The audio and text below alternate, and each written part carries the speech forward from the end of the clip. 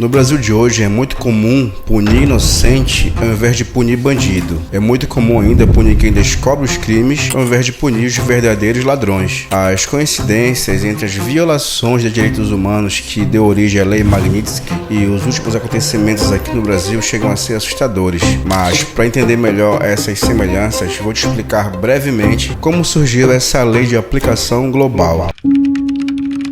Sergei Magnitsky foi um advogado tributarista russo extremamente habilidoso em sua área de atuação. Sua capacidade, inteligência e, acima de tudo, sua honestidade foi percebida pelo maior investidor estrangeiro na Rússia até 2005, o senhor Bill Browder. Bill Browder contratou Sergei Magnitsky porque precisava de um especialista em direito tributário russo para ajudar a investigar e combater fraudes fiscais cometidas contra sua empresa, a Hermitage Capital, que operava na Rússia e era um dos maiores fundos de investimentos do mundo. Sergei investigou, refez cada passo da fraude e acabou descobrindo o que ninguém queria descobrir. 230 milhões de dólares era o tamanho da fraude. E o mais curioso, o governo, por meio de seus agentes públicos, era o criminoso. Sergei rastreou o dinheiro, identificou os funcionários públicos envolvidos e entregou tudo às autoridades russas, acreditando que a verdade falaria mais alto, acreditando que era seu dever como cidadão expor a corrupção generalizada com a qual, infelizmente, havia se deparado. Mas o que ele não sabia era que a lei, que teoricamente serve para proteger as pessoas, seria usada contra ele até o último dia da sua vida. Na manhã de 24 de novembro de 2008, Sergei estava sozinho em seu modesto apartamento no centro de Moscou com seu filho mais novo, o pequeno Nikita, de apenas 9 anos. Sua esposa, Natasha, havia ido ao médico e seu filho mais velho, Stanislav, já havia saído de casa. Nesse momento, 3 policiais chegam em sua residência com mandados de busca e apreensão duvidosos e confiscam seu computador, arquivos pessoais, fotos da família e até mesmo o caderno de desenho do pequeno Nikita. Foram 8 horas vasculhando seu apartamento. Sua esposa, quando chegou, ficou em estado de choque com a presença dos policiais.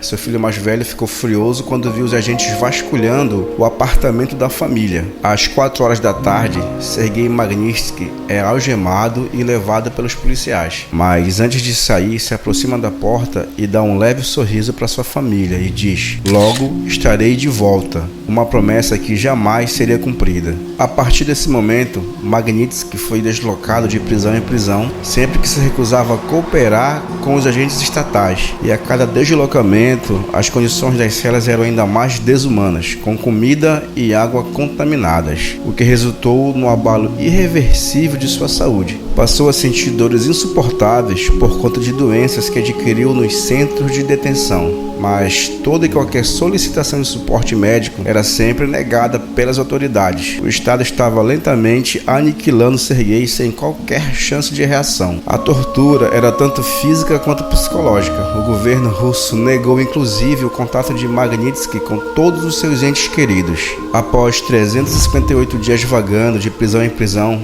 por se recusar a admitir crimes que nunca havia cometido, Sergei Magnitsky deixa a esposa e 2 filhos, após uma sessão de espancamento executada aos olhos de médicos e agentes públicos que apenas observavam seus momentos finais, sem qualquer empatia.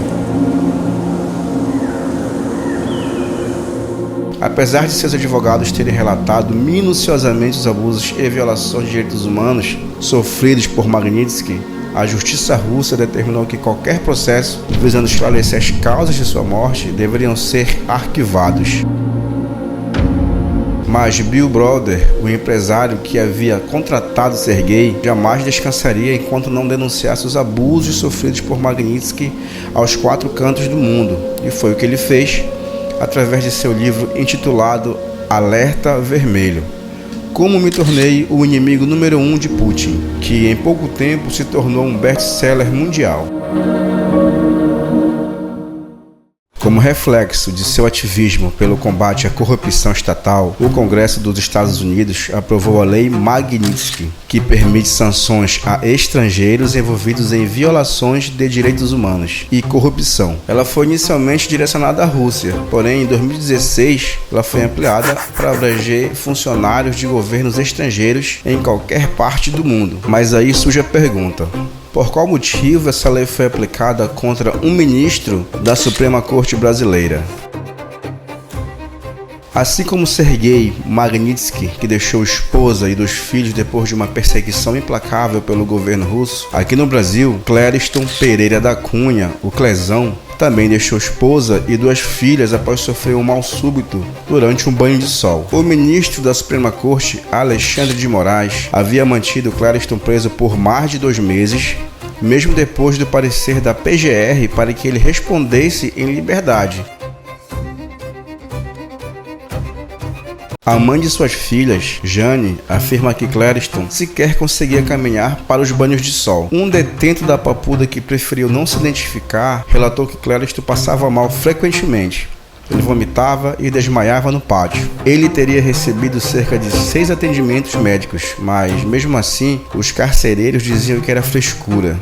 Para muitos, trata-se de um erro grave. Clériston não tinha condenação em segunda instância e a própria Constituição determina que, nessas condições, a prisão não deveria ocorrer. Além disso, questiona-se se ele deveria sequer estar sendo julgado diretamente por Moraes. O resultado dessa postura foi trágico.